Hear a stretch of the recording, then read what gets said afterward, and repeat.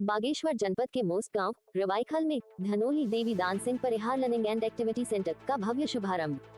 ग्रामीण बच्चों और युवाओं के सर्वांगीण विकास की दिशा में एक प्रेरणादायी पहल। रविवार को जनपद बागेश्वर के मोस्ट गांव रवाईखाल क्षेत्र में शिक्षा और रचनात्मकता के समन्वय की एक ऐतिहासिक शुरुआत हुई, जब जिलाधिकारी आशीष भटगाई ने Dhanoli Devi Dan Singh Parihar learning and activity centre DDSP का विधिवत शुभारंभ किया।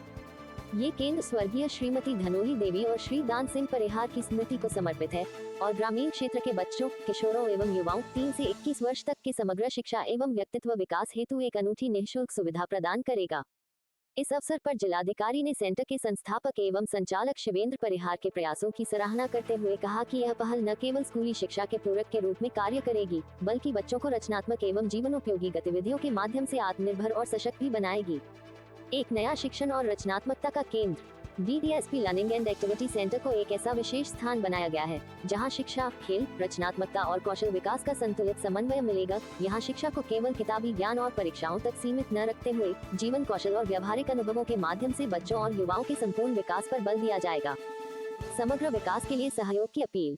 जिलाधिकारी ने क्षेत्रवासियों और विशेषकर अभिभावकों से अपील की कि वे अधिक से अधिक संख्या में अपने बच्चों को इस सेंटर से जोड़ें, ताकि बच्चों को शैक्षिकी के साथ साथ रचनात्मक विकास का भी भरपूर लाभ मिल सके। उन्होंने कहा कि आज के प्रतिस्पर्धात्मक युग में इस प्रकार की पहलकदमियां दूरस्थ क्षेत्रों के बच्चों को नई दिशा देने का कार्य करेगी।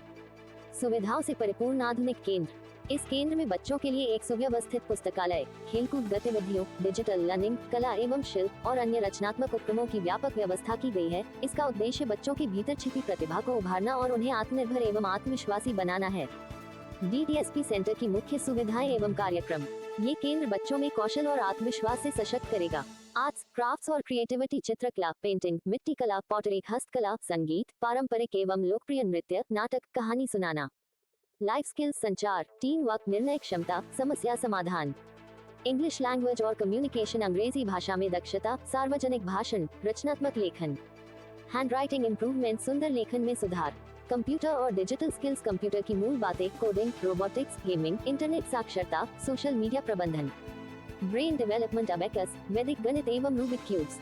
कल्चरल और वैल्यू एजुकेशन, सांस्कृतिक और नैतिक शिक्षा के अंतर्गत भारतीय परंपरा, लोकाचार और भगवद गीता की मूल शिक्षाएं। बच्चों की प्रतिभा को मंच। इस सेंटर का उद्देश्य बच्चों की छिपी प्रतिभा को खोजने, निखारने और एक सकारात्मक वातावरण में प्रोत्साहित करने का है, ताकि वे न केवल अकादमिक रूप से मजबूत बने, बल्कि अपने भीतर आत्मविश्वास और सामाजिक समझ भी विकसित कर सकें।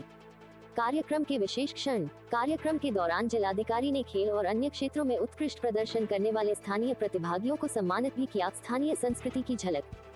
समारोह के अंत में स्थानीय बच्चों द्वारा प्रस्तुत किया गया कुमाऊनी नृत्य विशेष आकर्षण का केंद्र रहा।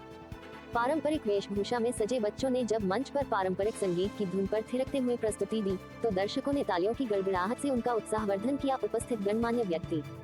इस अवसर पर खंड शिक्षा अधिकारी कमलेश्वरी मेहता, भावना पांडे, ग्रामीण क्षेत्र के अन्य गणमान्य व्यक्ति और बड़ी संख्या में स्थानीय निवासी उपस्थित रहे। सभी ने इस केंद्र को क्षेत्र के बच्चों के भविष्य की दिशा में एक मजबूत नींव बताया।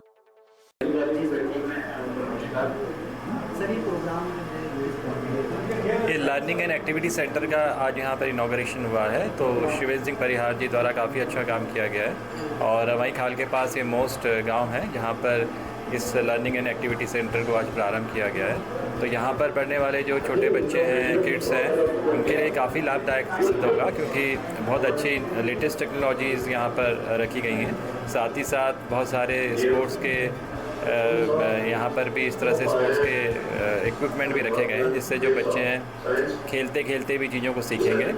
तो एक अच्छा प्रयास है। स्मार्ट टीवी के माध्यम से भी शिक्षा देने का प्रयत्न यहाँ पर किया गया है। लाइब्रेरी भी निर्मित की गई है, जिसमें छोटे बच्चे अपने को काफ़ी ज़्यादा नॉलेज गेन करने के लिए उनके लिए लाभदायक सिद्ध हो सकता है। तो एक बहुत अच्छा प्रयास। सर, ये नई सोच, नई लर्निंग के बारे में क्या कहेंगे? बस इतना ही कहेंगे कि एक मातृभूमि की सेवा में एक छोटा सा प्रयास है हमारे परिवार का। अपने बूबू जी के आशीर्वाद से और अपने स्वर्गीय माता पिता की याद में, उनकी स्मृति में हमने एक छोटी सी सुविधा बनाई है गांव के बच्चों और युवाओं के लिए, जहां पर वो अपने खाली समय में आ सकते हैं, छुट्टियों में या स्कूल और कॉलेज के टाइमिंग्स के बाद में आ सकते हैं। और हमारे जो टीम ऑफ ट्रेनर्स हैं, जो हमारे इंस्ट्रक्टर्स हैं, उनके साथ बैठ के कुछ सीख सकते हैं और हमारे पास अलग अलग टाइप के प्रोग्राम्स हैं। कम्युनिकेशन स्किल डेवलपमेंट है, ब्रेन डेवलपमेंट है, क्रिएटिव स्किल्स हैं जिसमें आप आर्ट एंड क्राफ्ट एक्टिविटीज़ में इन्वॉल्व हो जाइए। और ट्रेनिंग के साथ साथ में हम एक गेम्स का भी पैकेज दे रहे हैं ताकि लर्निंग एंड प्लेइंग साथ में हो। और इसी से हमारा जो सोच बनी है लर्न प्ले एंड ग्रो, ये उसी सिद्धांत पे आधारित है कि ओवरऑल पर्सनालिटी डेवलपमेंट के लिए, एक सर्वांगीण विकास के लिए आज के बच्चों और युवाओं को हर चीज़ को संतुलित तरीके से करना चाहिए। सोशल मीडिया भी अच्छी चीज़ है, स्क्रीन भी अच्छा है, लेकिन स्क्रीन का ज़रूरत से ज़्यादा असीमित यूज जब होता है तो उसके दुष्प्रभाव भी होते हैं, तो उस चीज़ से भी दूर रहना चाहिए। इसलिए हम चाहते हैं कि बच्चे इस सेंटर में आएँ अपने खाली समय में, यहाँ वहाँ अपना समय ज़ाया ना करें, वेस्ट ना करें, और स्क्रीन से कम समय बिताएं स्क्रीन पर। यहाँ सेंटर पे आएँ और हमारी टीम से इंटरैक्ट करें, उनके साथ बैठ के कुछ सीखें, और हमारे जो इंडोर स्पोर्ट्स हैं वो खेलें, और इस सभी सुविधाओं का, सभी संसाधनों का पूरा लाभ लें, पूरा फ़ायदा लें और सदुपयोग करें। यही मैं कहना चाहूँगा। कितने साल के बच्चों के लिए होगा सर? ये हमने एक्चुअली काफ़ी बड़ा वाइड रेंज रखा है। 3 साल के छोटे छोटे बच्चे जो होते हैं, जो अभी ABCD और क भी ठीक से नहीं जानते हैं, उनके लिए भी हम कुछ सुविधाएं दे रहे हैं। और जो एम्प्लॉयबल एज है, मतलब जो लोग ऑलमोस्ट ग्रेजुएशन की एज पे पहुंच रहे हैं या जॉब के लिए तैयारी कर रहे हैं, उनके लिए भी जो स्किल्स चाहिए रहते हैं, खासकर कम्युनिकेशन स्किल, प्रेजेंटेशन स्किल और public speaking skill, computer skill, ये ज़रूरी होता है उनके लिए, क्योंकि आज कॉर्पोरेट इंडस्ट्री में या जॉब मार्केट में ये स्किल्स होना बहुत ज़रूरी है। कितना एडमिशन लेंगे सर आप? सॉरी, कितने एडमिशन, नंबर ऑफ़ स्टूडेंट्स? देखिए, हमारे पास जगह तो इतनी बड़ी नहीं है कि हम जो भी एप्लीकेशंस आए हैं उन सारों को ले, लेकिन हमारा प्रयास यही है कि जितना हो सके हम अकोमोडेट करेंगे। अगर ज़रूरत पड़ी तो थोड़ी और जगह की व्यवस्था भी करेंगे, और हो सकता है कि अपनी जो टीम है ट्रेनर्स की, टीचर्स की, इंस्ट्रक्टर्स की, वो भी बढ़ाएं हम, और भी बाहर से एक्सपर्ट्स को, विशेषज्ञों को इन्वॉल्व करें। तो वो भी हमारा एक प्लान में है, एजेंडा। प्रिया जी, इससे पहले का थोड़ा सा इतिहास बताइए, आप क्या करते थे और कैसे यहाँ तक पहुँचे आप इस सोच तक?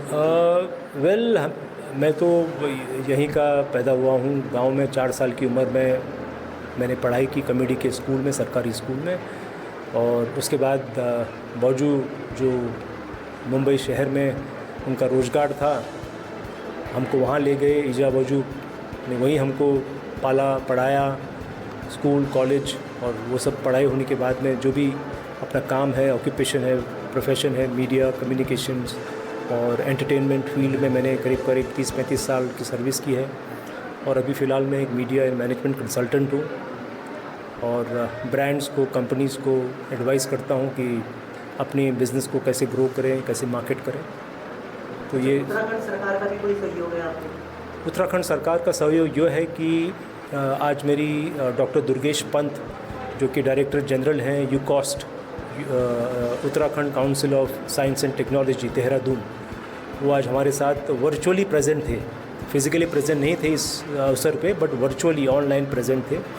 तो उन्होंने अपना सपोर्ट दिखाया है। उन्होंने कहा है कि वो हमारी सेंटर को अपनी सहायता देंगे, वो हमको ट्रेनिंग सपोर्ट देंगे, हमारे ट्रेनर्स को अल्मोड़ा में, फिर उनको वो बुलाएंगे देहरादून में, और वो हमारे सेंटर के लिए हमको साइंस किट्स की भी व्यवस्था करा के देंगे। तो गवर्नमेंट की तरफ से हमें इतना सहयोग अभी मिल चुका है। एक बार हम जब अपना कार्यक्रम पूरे तरीके से शुरू करेंगे, अभी तो हम हल्के हल्के, जिसको अंग्रेजी में बोलते हैं ना, बेबी स्टेप्स ले रहे हैं, अभी बेबी स्टेप्स ले रहे हैं। फिर देखते हैं कैसा बच्चों का रिस्पांस होता है, कैसा अभिभावकों का, पेरेंट्स का रिस्पांस होता है। उसके आधार पे हम आगे की जो हमारी योजना है उसका निर्माण करेंगे। अच्छा, क्या आप अकेले चला रहे हैं या आपके साथ कौन है सर? मैं बिल्कुल अकेला नहीं हूँ, ये पूरा हमारा टीम वर्क है, पूरी परिवार लगी पड़ी है। मेरी बहनें हैं, मेरे भांजे भांजियाँ हैं, मेरी बहुएँ हैं और भाई हैं, सब कोई है। ये बहुत जल्द ये एक फाउंडेशन का रूप लेगी। हमारी ये मुहिम जो है, हमारी ये जो पहल है, बहुत जल्द इसको हम एक फाउंडेशन का आकार देंगे, ताकि हम उसको एक व्यवस्थित तरीके से, ऑर्गेनाइज तरीके से और भी अच्छे तरीके इसको हम रोल आउट कर सकें हमारे प्रोग्राम्स को।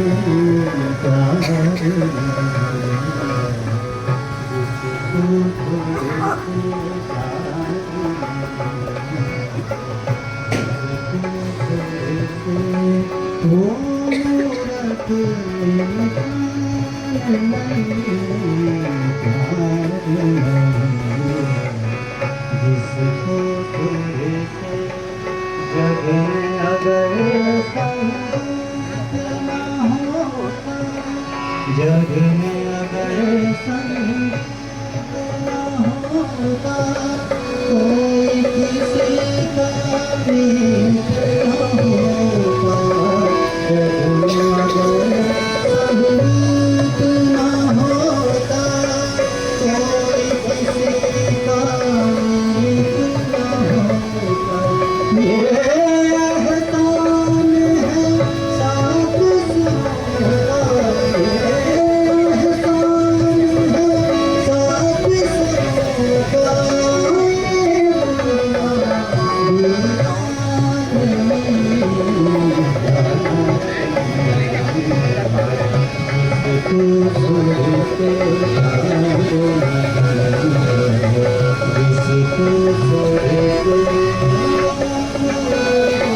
जिसको